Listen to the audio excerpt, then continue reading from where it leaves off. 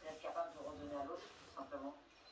Et quand tu es capable de redonner à l'autre, ouais, je me dis que tu n'es pas tout seul dans ta tour d'ivoire. Il aura l'occasion d'être sur un yacht, il le fait, il n'y a pas de problème. Mais qu'il y ait un peu d'autres choses, c'est pas mal. Ça permet de garder les pieds sur terre. C'est bon? Pour 2024, l'association a déjà lancé plusieurs projets au Maroc, en Algérie et en Colombie.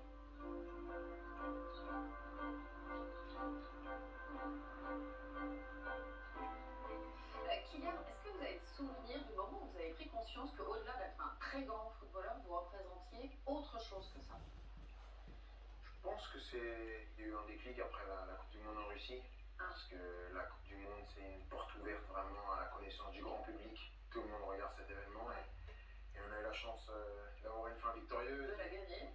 Et de rentrer avec la coupe à la maison. C'est écrit là en plus, hein? Oui, c'est une souvenir Kylian Mbappé, et donc FIFA World Cup 2018, champion du monde. Ça a été un événement planétaire et ça a été une grande réussite, à la fois collectivement, mais même individuellement.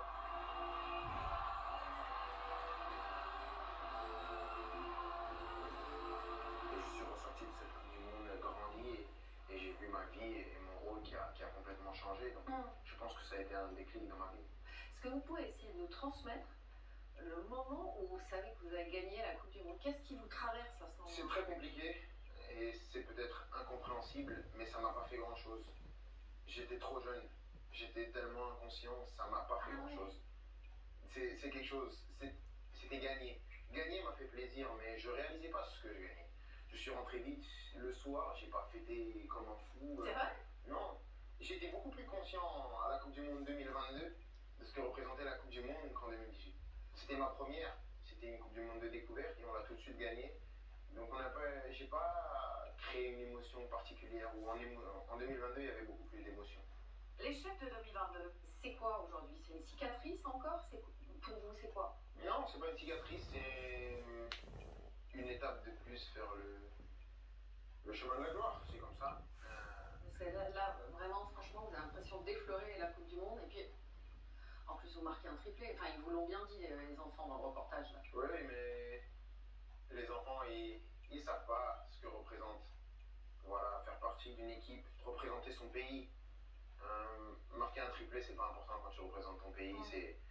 J'aurais été beaucoup plus heureux de marquer 0 but et qu'on reparte avec la coupe. Voilà, par exemple. Mais c'est comme ça, Il faut vivre avec ça et surtout pas l'oublier parce que voilà, on va rejouer une Coupe du Monde et il faudra y penser pour essayer d'aller finalement gagner cette deuxième Coupe. Et que ça se repasse pas. Bien sûr, c'est l'objectif. Est-ce que le rêve de Kylian Mbappé, je vais y arriver, hein, à bien le prononcer enfin, c'est les JO? Parce que, a priori, vous avez très très très envie d'y participer. Bien sûr, j'ai toujours eu la flamme olympique. Mais pourquoi là? Qu'est-ce qui se passe? Parce que les JO, c'est un événement sportif par tout ce que ça représente. C'est avec la Coupe du Monde, je pense, le plus grand événement sportif. Faire partie des JO à Paris. À Paris, c'est les 100 ans. À Paris, ça représente tellement pour moi que de me dire que je vais participer aux Jeux Olympiques avec la France, ce serait une opportunité extraordinaire. Et même un rêve, parce que parler d'opportunité, il y a ce côté un peu terre à terre. Mais je pense que les JO, ça fait rêver, ça fait planer, donc c'est vraiment le côté rêve.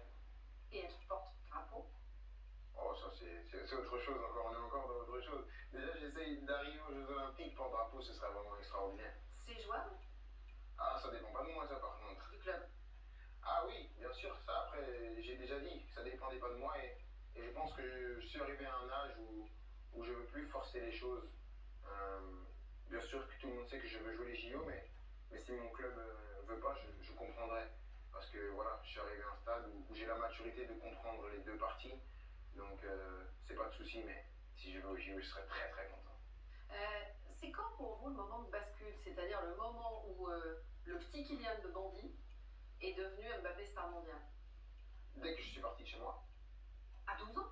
Ouais. Pour aller à Clairefontaine? Parce que je suis parti pour être une star mondiale, pour être un joueur important. Ah ouais, d'accord, ok. Dès que je suis parti de chez moi, je me suis dit, moi, je vais jamais revenir. Quand j'ai quitté Bondy, dans ma tête, je me dis, je vais jamais revenir. C'est pour ça que moi, j'ai toujours affirmé mes ambitions haut et fort, parce que j'ai toujours été persuadé que j'allais le faire. Pas que je pouvais, que j'allais le faire. Mais est-ce que c'est pour ça que vous avez réussi? Et vous réussissez en ce moment d'ailleurs, hein, c'est pas pour Non, pas que pour ça. Parce que il faut reconnaître aussi qu'à un moment donné, j'ai été aidé par les bonnes personnes au bon moment, j'ai fait les bonnes rencontres et j'ai eu ce facteur chance aussi à un moment donné dans ma carrière. Sportivement parlant? Sportivement parlant, bien sûr, il faut ce facteur Les chance. bons entraîneurs, Les bons entraîneurs, la bonne rencontre, le bon match, le bon déclic, le bon... C'est ça qui est important aussi. Après, bien sûr, je dois mon talent aussi, mais c'est un ensemble de choses qui fait que vous réussissez. C'est pas une seule chose. Mais quand on lit votre BD, parce que vous avez fait une BD sur votre histoire, Oui. qui est assez chouette d'ailleurs, on est scotché parce qu'on a l'impression que depuis que vous avez 3 ans, vous dites à tout le monde que vous serez star mondiale du foot. Oui, mais à 3 ans, quand je le dis, c'est un enfant qui rêve. Quand je pars de chez moi à 12 ans, c'est beaucoup plus réaliste. Quand je suis à Clairefontaine, quand je suis à Monaco, c'est du concret. Quand je suis enfant, je suis un enfant ordinaire qui rêve de grandeur, qui rêve de jouer au foot les meilleurs matchs, qui rêve de gagner les meilleurs titres, qui rêve de suivre les pas de ses idoles. Quand j'arrive à l'Institut national du foot ou quand j'arrive à Monaco, c'est beaucoup de concret. Je me dis que je suis pas loin et que je vais tout faire pour y arriver et je vais y arriver. Vous y êtes arrivé. Ouais, je pense que je peux arriver encore plus, mais c'est déjà pas mal. Il y a plein de gens qui doivent se demander qu'est-ce que vous pouvez plus faire. C'est quand la dernière fois que vous êtes allé acheter une baguette de pain tout seul à pied? Je sais même plus. Ouais. Je sais même plus. C'est des choses qui, en fait, qui sont des choses tellement simples et qui étaient des corvées quand j'étais petit, quand mon père me disait va chercher ça. Oui.